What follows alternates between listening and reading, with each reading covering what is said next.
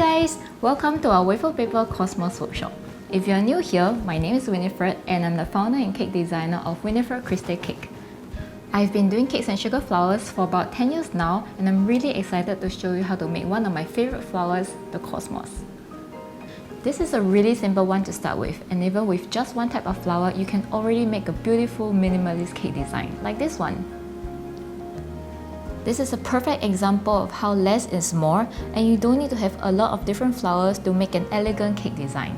Sometimes less is really more. Now, let's begin.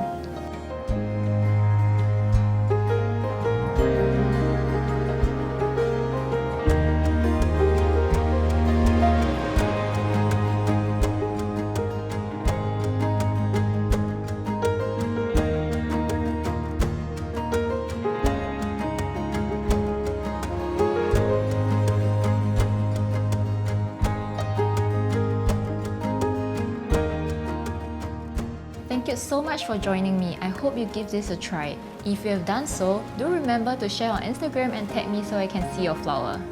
Until then, I'll see you around.